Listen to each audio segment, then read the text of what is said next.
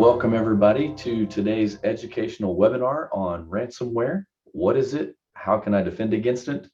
My name is Vin Johns, and on behalf of the ArcLight team, I have the privilege of serving as the program moderator for today's educational webinar. During the session, please feel free to submit your questions utilizing the Q&A on your screen. We will also be posting 4 different questions for your response during this webinar. Right now, you can see 2 of them up on your screen if you're with us. At the conclusion of our webinar, we will announce the winner of our prize. Ransomware and cybercrime are both considered the fastest growing hazards of the 21st century and continues to threaten our organizations. Today, we're going to learn key defense strategies that can be deployed to protect your organization from a multitude of cyber attacks. It is now my privilege to introduce today's presenter, CEO, and lead engineer for the ArcLight Group, founded more than 13 years ago. Please welcome Brian Largent. All right, thank you, Vin. And as anyone that's ever done a webinar or a Zoom conference knows, it's really hard to get your lighting right. So we're trying something new with a dark office and a halo light. And we'll see if this doesn't wash me out and make me look like a ghost. But thank you for coming. Appreciate you guys being here. So today we're going to be talking about ransomware. What is it? How do you defend against it? And we added another bullet point, and it's how do you recover from it? Because when it does happen, how are you going to recover from it? Really depends on what you've done to defend against it as well. So we're going to get started here. Let me get my desktop shared. All right, let's see. Should be able to see my screen now. All right. There we go. So everything, when it comes to ransomware, just like it was with viruses, when all we really cared about were destructive viruses or backdoor Trojan, people getting into your network and taking data out, it all comes down to risk. So what is your risk? If you look at your infrastructure and you say to yourself, well, I can afford to be down for 6 months and I can lose all my data and I don't really care. It's not going to hurt my business because, my business doesn't really use more than one computer, then yeah, you're probably in the wrong webinar, to be honest. But if you're a healthcare operation like a hospital, a rural healthcare provider, a bank, a manufacturing environment, losing data and as well as being held ransom is probably going to impact your business a great deal. So as you weigh your business's risk, you look at things like what is the likelihood of someone getting into our network? What is my staff's training? The first layer of defense in any security system is going to be your employees and the training they've been through, as well as how well they adhere to that training. So that comes down to things like phishing, testing, and training, which we're going to get into in a little bit.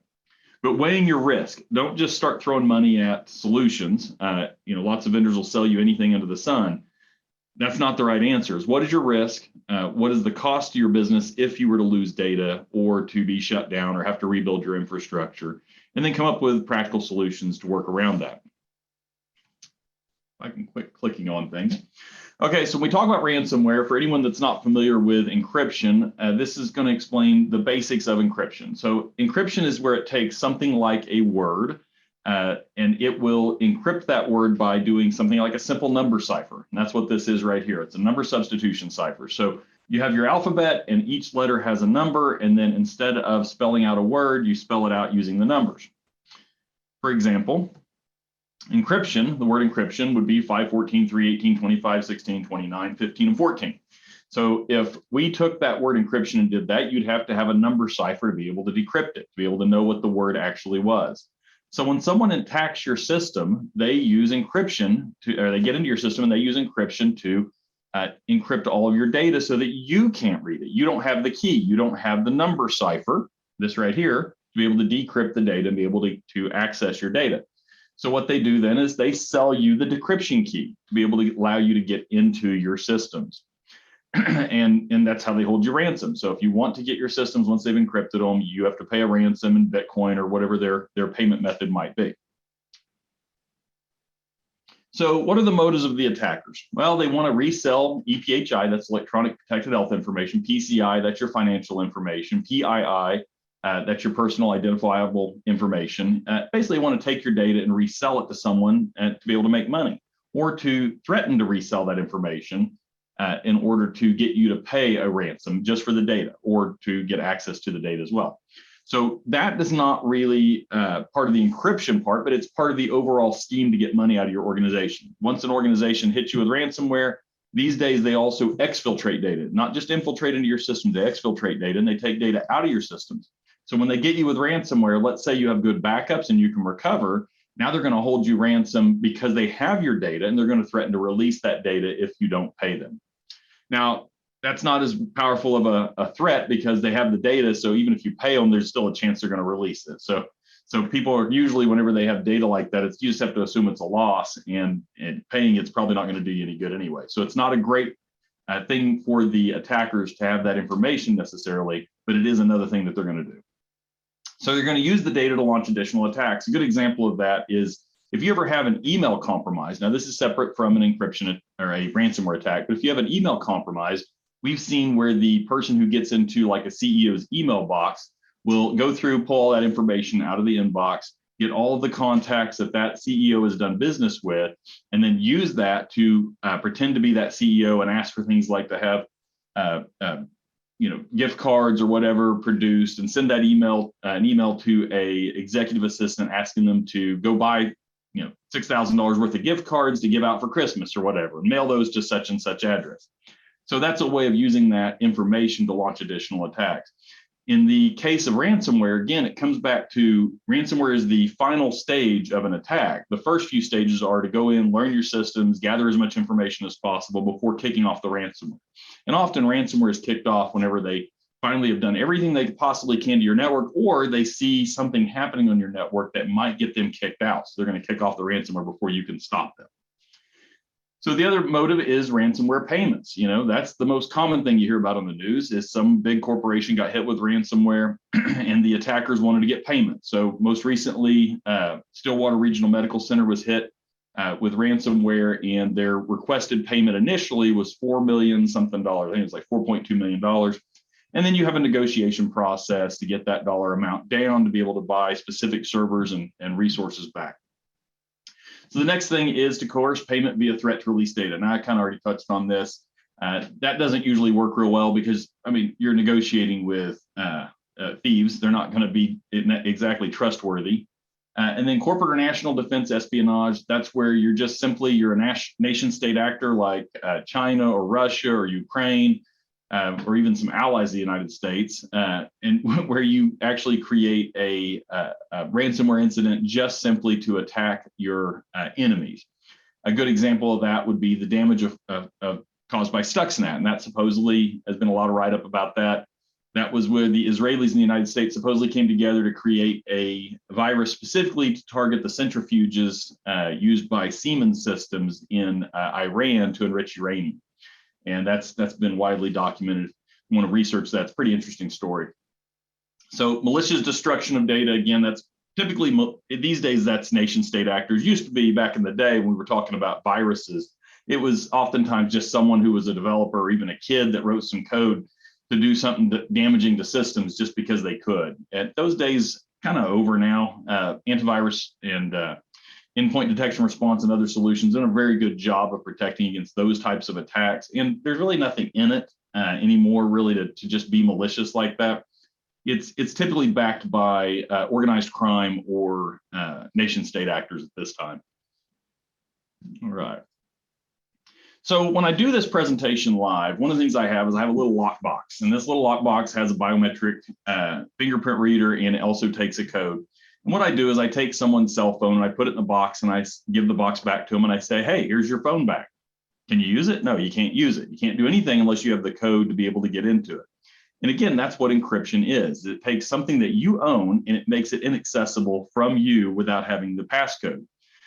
And so in doing the little box, it's just a physical representation of what really happens. You have your phone, it's in a box, you can't get to it until you pay me to get the code to be able to get it back out of the box. So there are legitimate uses of encryption. A good example of that's Microsoft BitLocker. Microsoft BitLocker is AES 128 or 256-bit.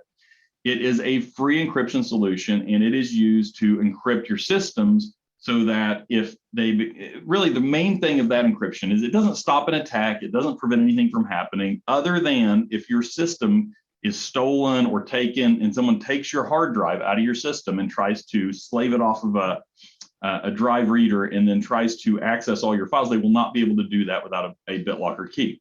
Without BitLocker or some form of drive encryption, anyone can take a drive, put it into an external docking station, read the files, get all your data, and so on. Now, why is that important? Well, it's important because if you have a desktop computer or let's say a laptop computer, well, I'm going to give an example because this has actually happened. We've got a doctor. That doctor had his laptop. He'd sat it in his car. He went into a store. He came back out, and the laptop was gone. Someone had smashed his window, saw it sitting on the seat, took the laptop. That laptop was encrypted. When we're talking about healthcare, if there's any electronic protected health information on that laptop that's not encrypted, then it is what's called a breach, and now you have to report that to the Office of Civil Rights.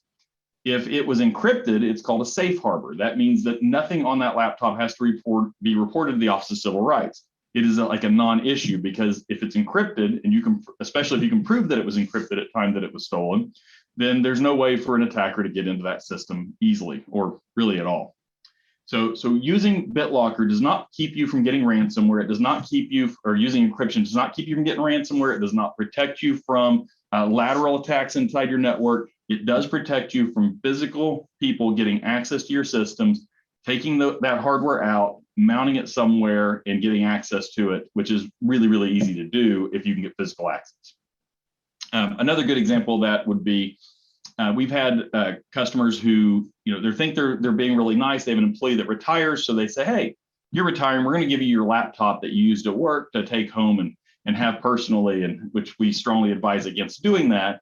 But if it is encrypted, we can pull the encryption key remotely and disable that laptop. And you've basically now given them something that they can wipe and reinstall, but they cannot use it the way it was. So we've actually had to do that before when we got wind that our client had given a laptop away to an employee who'd retired.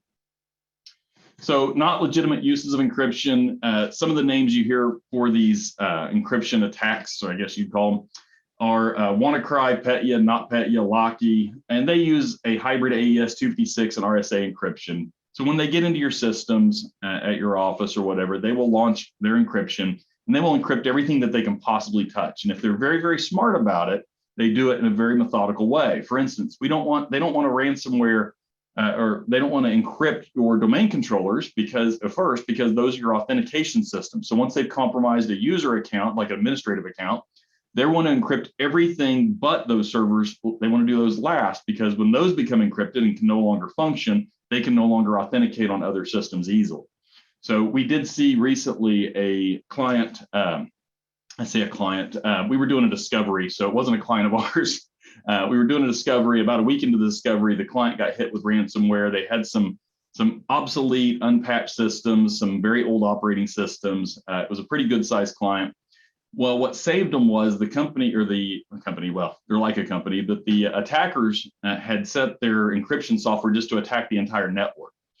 And we're kind of suspicious if they saw our accounts be created in the Active Directory, because they'd been in the system, they estimated more than 90 days. And we wonder if they saw ArcLight's accounts show up, and we're a security company that also a managed services provider. And they saw that and thought, oh, we better go ahead and encrypt before anything happens, right? Before we can kick them out or notice that they're there or whatever. And so they kicked off the ransomware, and they definitely did it kind of halfway, because it took out the domain controllers, which saved most of the network. They only lost about 20% of their network to 30% of their network. And they were able to recover from backup, did not have to pay the ransom. The ransom was $4.8 million.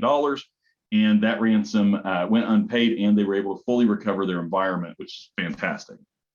In another case, when we're talking about the other client or the company, it's not a client, which was Stillwater Regional Medical, and this is in the news. I'm not throwing shade on them at all, but they got hit, and that attacker was very, very organized, and they actually used a separate encryption key for every one of their servers so that they could sell those back like commodities to the hospital. And the hospital had several hundred servers. They only bought back 40 of those servers that were mission critical, and decided they'd rebuild the rest of them rather than buy back those keys. They were able to negotiate that price from 4.8 million or 4 point something million, I think it's $4.2 million, down to about $360,000 to buy just 40 servers back, and then rebuilt their network.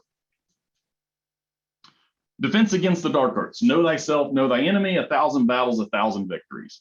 Well, if you're not an IT guy, you're not going to really know your enemy, but you can certainly know yourself, and you can certainly know the companies that you're working with and vendors and software that you're using to be able to protect your environment. And that's what we're really trying to say here is you need the right tools and the right people in the right seats to be able to defend against the attacks. And those people in the right seats are going to know the enemy. So be sure that you've hired the right people, that you're using the right vendors, and that those vendors are also secure.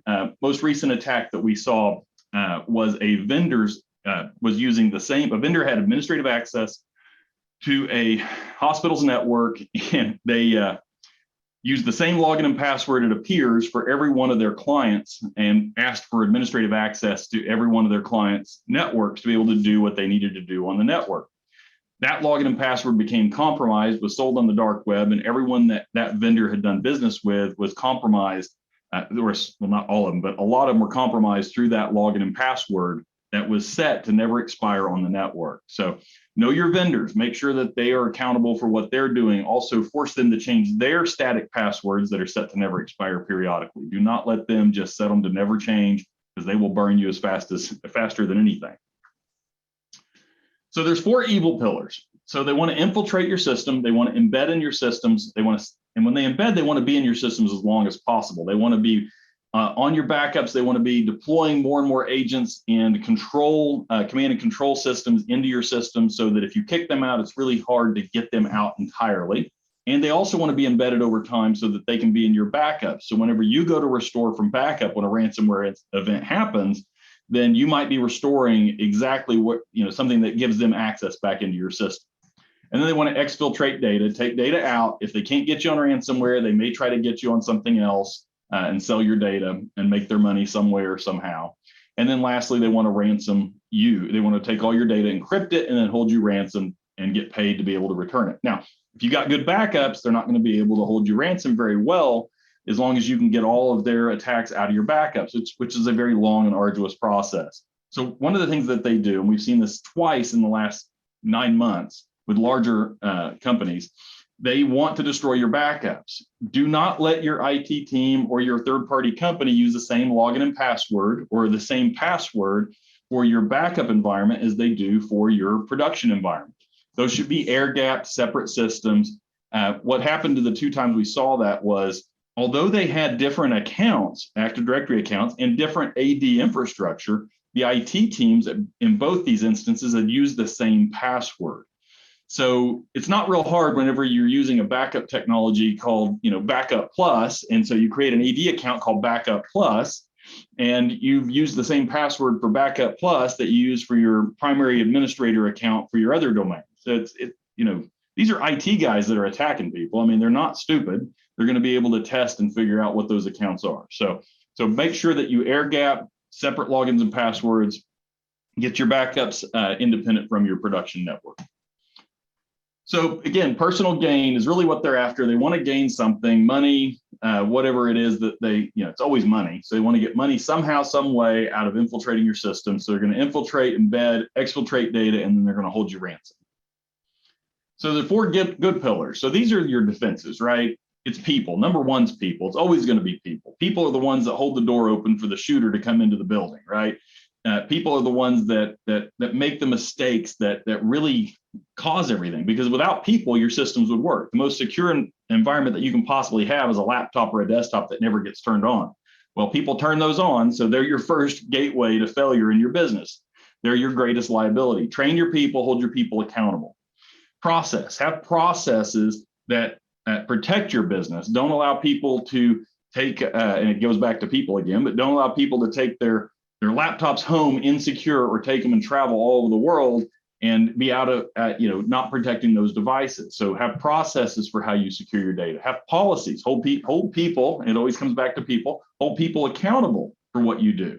And then your hardware and software. Now, the last one's hardware and software. Most companies' first thought is, well, we need to buy more hardware and software to secure our environment. That's not true. First thing you do is you get your people trained and you hold them accountable. You set your processes and your policies in place. And then lastly, once you've done that, you use hardware and software to secure your environment in a way that makes sure that your people are doing what they need to do.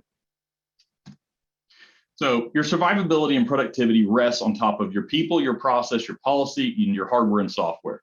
If you get those right, your survivability is very high. If you get them wrong, your survivability is very low.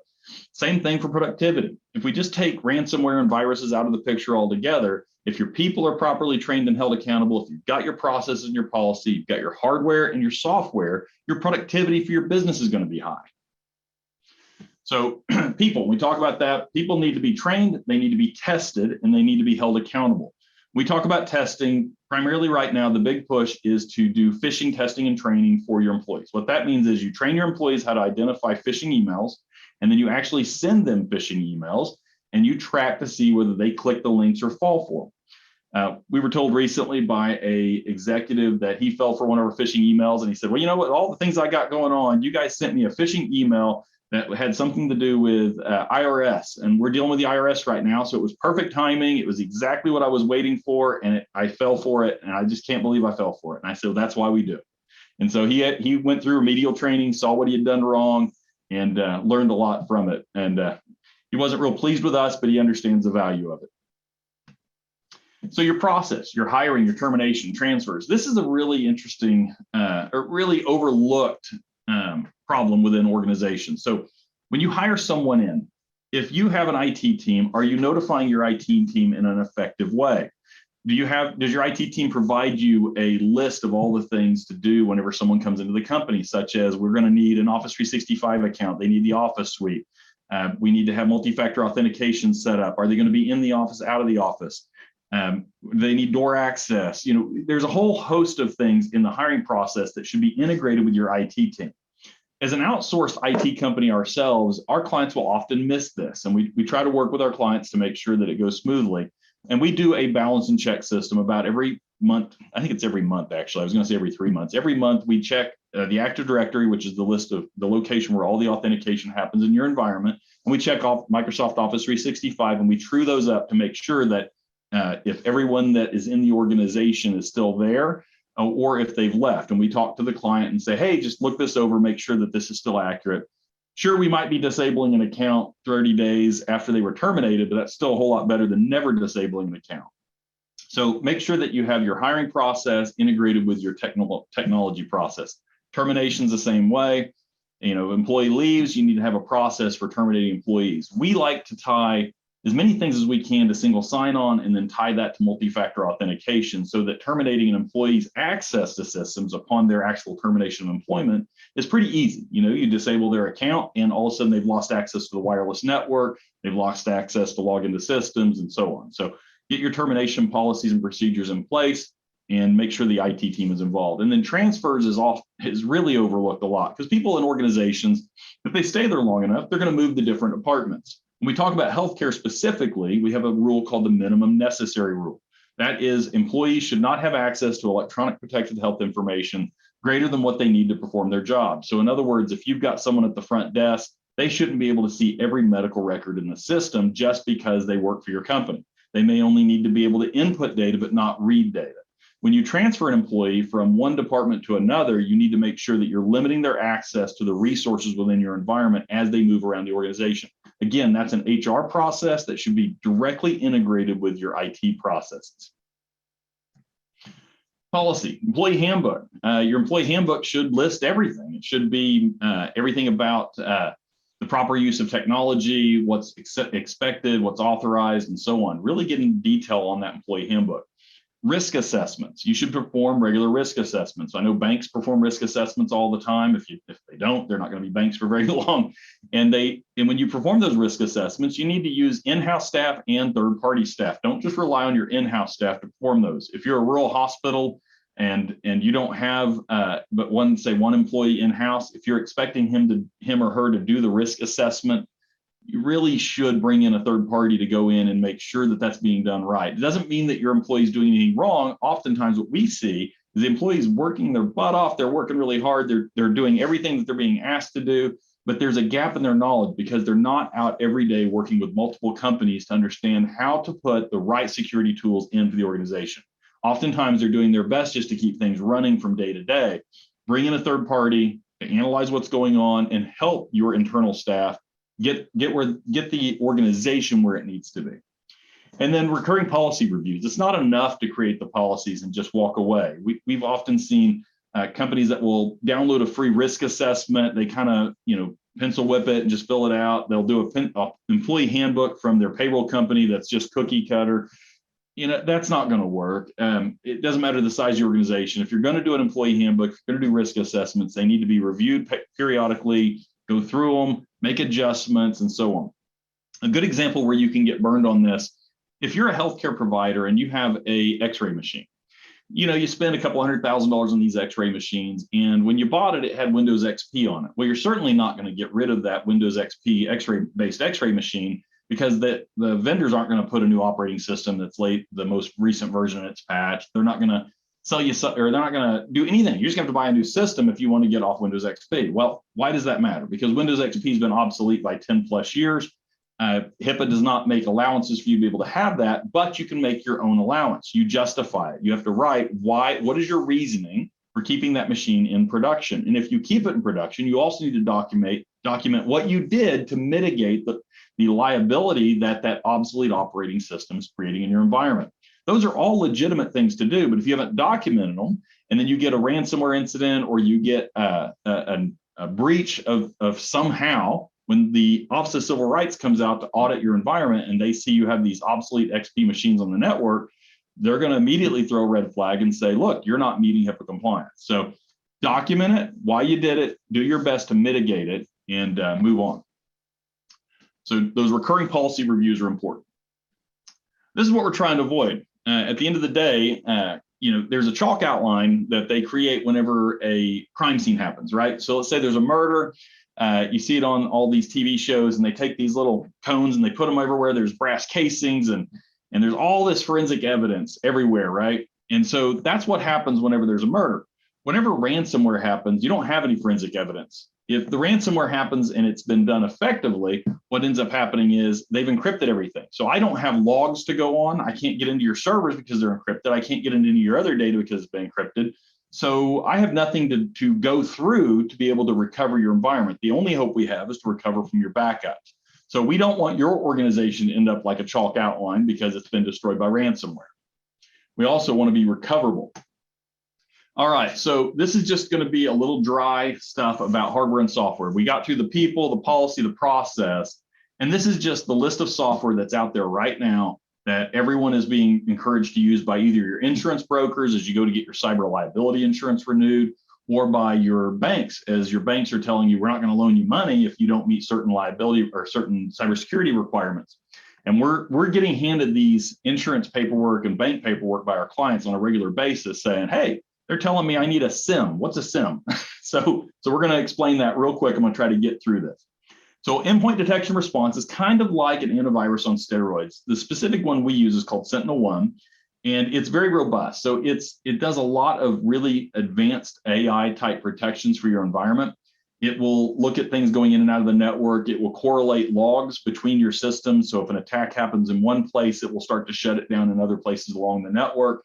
And then it also ties directly into the volume shadow copy service. So if it starts to see an attack happen, it will start to create snapshots, and it will roll back the attacks as they happen and notify you. So it's a very powerful antivirus that does a lot more than a traditional antivirus. A security incident event management system, it's also called a SIEM, it's probably the most expensive security solution you can buy today. They start at about probably $25 an endpoint and go up from there.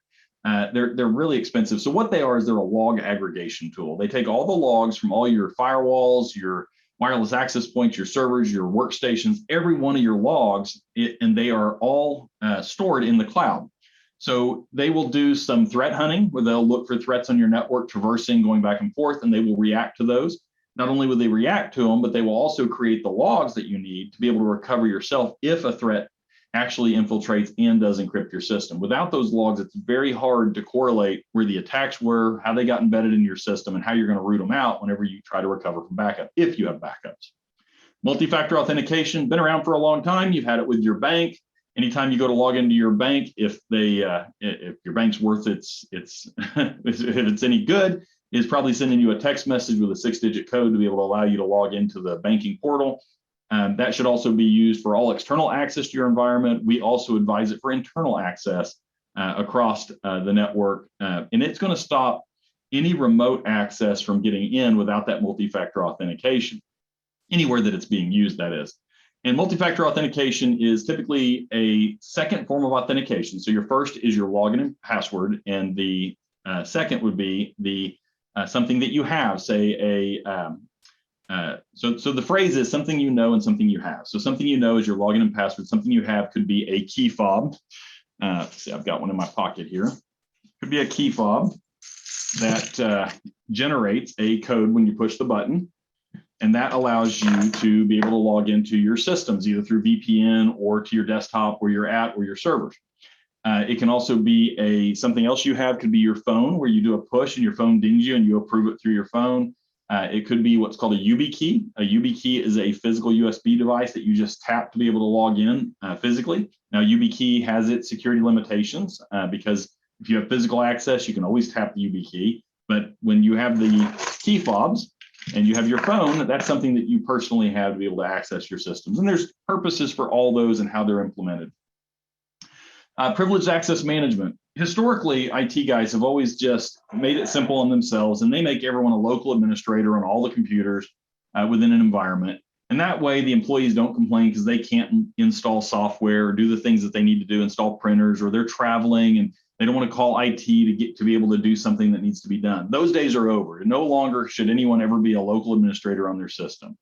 A privileged access management system makes it a little easier on the end user and the IT department to make that happen. So what it does is it intercepts anything that the employee wants to do, say install software, to install a printer, and then it notifies the IT department or a third-party IT group about that request for access, and then the IT group can look at it, analyze, decide if it's a legit request or not, and authorize it right then. We can also go in and whitelist specific things like Zoom. Zoom has updates coming out every 2 to 3 days. I know I run Zoom for everything that we do, and I'm tired of constantly having to update Zoom. But when I whitelist Zoom on my system, now I don't have to request to get that one specific update done, and I don't have to be a local administrator to allow it to happen. So it's real easy to be able to go in and grant that access to be able to do certain things so that the employees are productive and not having to come to the IT department and burden them. So it's a great tool. Advanced threat protection. Microsoft kind of owns this term, but what we consider advanced threat protection is just the traditional spam filtering. But it's not just filtering for spam these days. We want to do things like sandboxing attachments. So if you get an attachment sent in your email, we want to sandbox that and do what's called detonate it. So you want it to be detonated, in other words, executed in a sandbox outside of your network. So you're not having to sit there and scan it with your antivirus or hope that it's safe or it came from a legit sender. So you want to detonate that in a third party's sandbox and before it's released to you. And then the other thing that's really important is called URL rewrite. That's when you receive those URLs saying, hey, click this link to go reset your Office 365 password. Well, when you do URL rewrite, that URL is now going, when you click on it, it's a different URL than the one that the sender sent, and it goes through your spam filtering provider's network and analyzes it before it allows you to go to that website. And if it analyzes it and sees things like, you know, it says Microsoft, but it's not a Microsoft domain, it's going to block it and protect you and your organization. Subscription-based firewall router. Okay, so if you're a small business or even a large business and you have a firewall router that does not have a security subscription on it, you're not protected from SWAT. A firewall is just basically, it's a device that has a whole bunch of doors on it, and you can open those doors or you can have those doors closed. Once they're open, it lets anyone pretty much that wants to come in, and when they're closed, it lets no one come in that you don't want to come in certain ways. It's basically someone tries to go through the door, but it does not stop them from getting in other ways. When you have a subscription-based firewall, you need to have things like intrusion prevention, intrusion detection, content filtering where you're blocking malicious websites, and antivirus at the gateway. So before your antivirus is triggered on your local computer, you should have everything being analyzed going in and out of your network to the internet by your firewall. And that should have antivirus on it as well as anti-malware and all the other features that you would want. That only comes with a subscription. If you have a firewall and you're not paying for a subscription with, like we use Cisco Meraki, they have advanced threat protection, we use Cisco Meraki, they have an advanced security suite, and it's not cheap, but it's some really it's easy to spend the money when you see what it does and how it protects your environment. So subscription-based firewall is very key. System patch management. A lot of organizations will put out a whole bunch of computers and they don't manage the patching on them. They just turn Microsoft's update automatically on their systems. You certainly can't do that on servers because if your servers are rebooting in the middle of the day or at unexpected times or don't come up, no one's monitoring them, and then your IT guy gets called in the middle of the night, has to deal with it, or it's just bad business. There's no control over that. You need to have a centralized system patch management that is controlled, monitored, and reported on to show that you're being patched. Without centralized patch management, the only way to know if you're being patched is to have someone go to every single computer and server and check it to see if it's got the latest patches. Not something that's there's not enough hours in the day to make that happen. And then we talked about content filtering. Normally that's on your firewall on most modern networks these days. If it's not on the firewall, put in a third-party content filtering that will be in line with your firewall so that all traffic goes through there to be able to block malicious websites and attacks. Now, content filtering does a ton of things, just like your advanced threat protection. It's going to block URLs, malicious URLs, and it's going to rewrite those so that if you try to go somewhere that it sees as a threat, it's going to stop it. And then we talked about intrusion prevention and detection. That also should be on your firewall. If you don't have it on your firewall, there are third-party tools. Typically, much larger enterprises will, and when I say larger, I'm talking 1,000-seat enterprises, will have a standalone IPS IDS system that's managed by a third-party security operations center and so on. Backup disaster recovery. You need to have your backups. They need to be air-gapped. They need to be encrypted at rest, encrypted in transit. And you need to have separate authentication mechanisms for those. They should not be on the same network segment. They should not be accessible from that same network segment, and do not use the same logins or passwords for that system, completely separate. Not a bad idea to have multiple locations where the backups are stored, maybe a monthly that goes to the cloud and a daily that goes offsite to another location that is more accessible, but do that. When we talk about backup, there's also the part that's called disaster recovery. Do not forget disaster recovery. How are you going to operate in a disaster? We always talk about fire, floods, tornadoes, hurricanes, all those things. Stop worrying about those. Those are far less likely to happen than a ransomware incident. A ransomware incident attacking your network or being infiltrated by an attacker is way higher likelihood than any of those things happening in your environment. So plan for those. How are you going to recover from them? You know, if you'd have asked me 3 years ago, what are the most likely things to happen in the next few years that's going to cause organizations to really suffer, I certainly wouldn't have said a pandemic.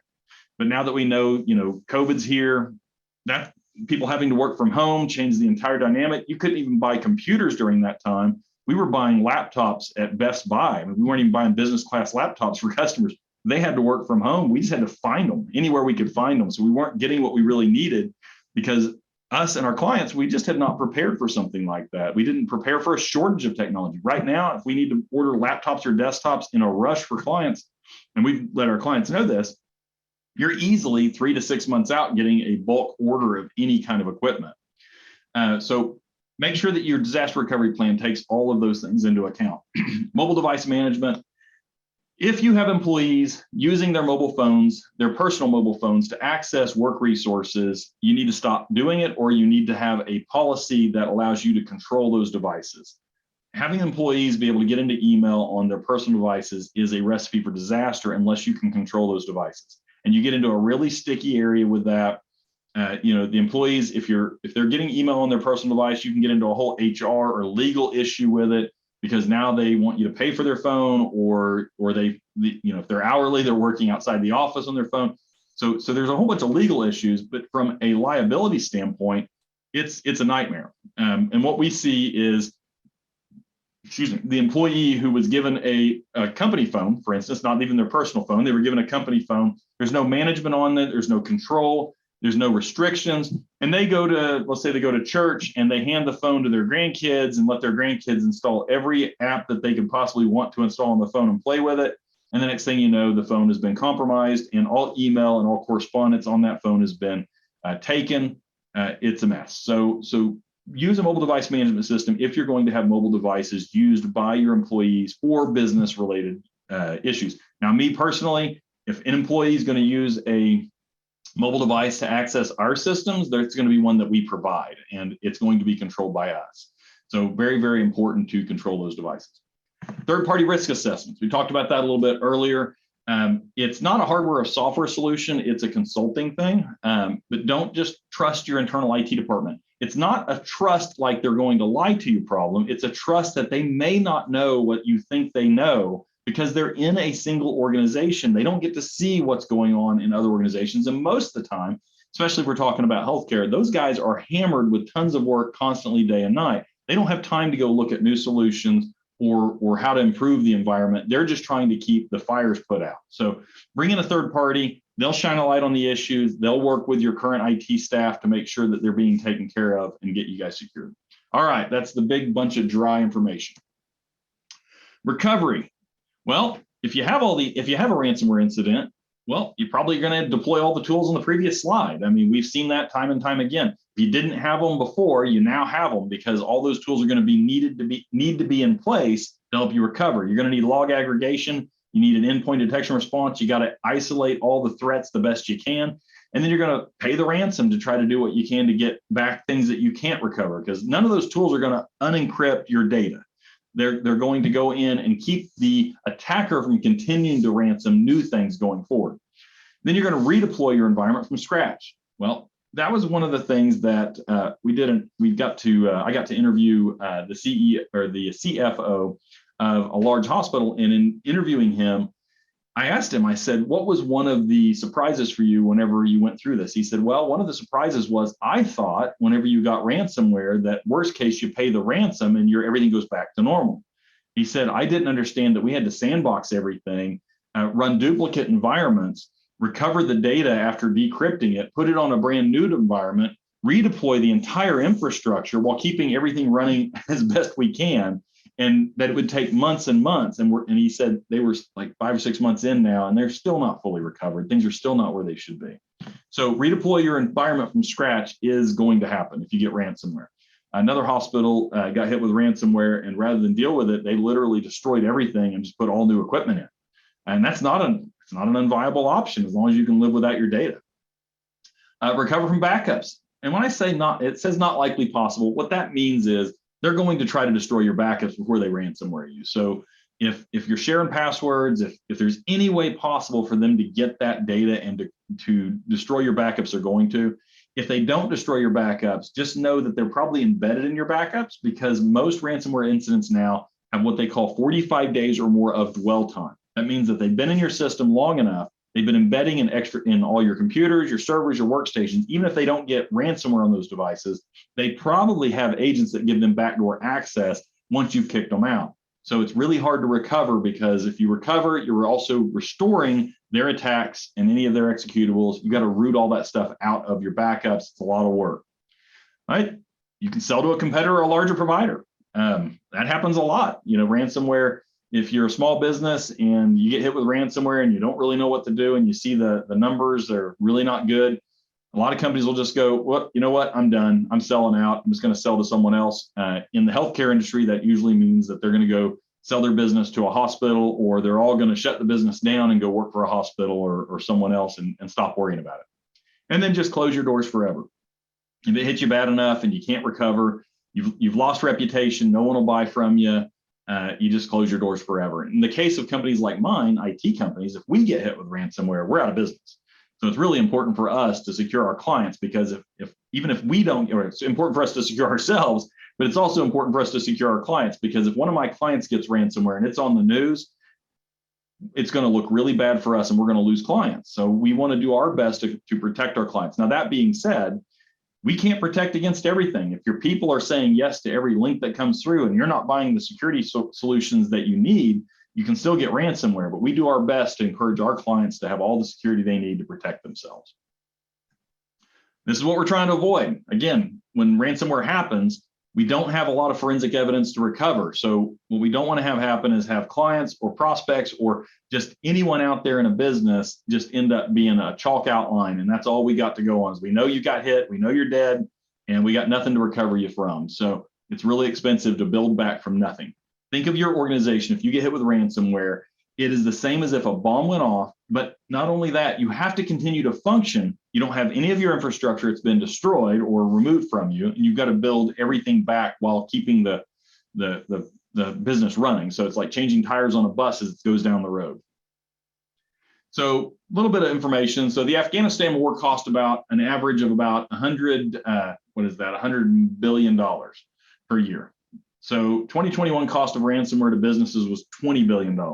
So when we talk about a bomb going off and being a war, it is a war. It's just a quiet war that has businesses being attacked, doing their best to recover. And the insurance brokers have seen this. They've taken note because they're starting to drop insurance. The hospital that I was mentioning before, they lost the insurance broker they had, or the carrier, and they're having to go with a new carrier. And they're estimating that they're in the hundreds of thousands. They were at about $20,000 a year for their insurance for the hospital, and they're expecting it to be hundreds of thousands to maintain it going forward. They went from 300 and something thousand cybersecurity costs to over $1 million within a couple of months. And that's things you can't budget and plan for because they happen and you just got to deal with them. All right, that's all I've got. We got any questions? All right, let's see here. Don't see any questions. I threw up another poll. If anyone would like to check that, and that's our last poll for the day. Yeah, all right. Well, thank you for today's educational session, Brian, and thank you for the audience in joining us. If you have any more questions, please use the Q&A or the chat, or you can reach out to Brian directly. His information is up on the slide that you see right now. We'll hang out for a few more minutes to answer any of these questions. And for the drawing today, I will announce the winner via email to the winner. So if you won, you'll be receiving an email from me soon. All right, awesome. Thank you guys again. And that concludes the webinar on ransomware today. Thank you again. Have a good day. Thank you, guys. I don't see any questions coming in. Nothing yet.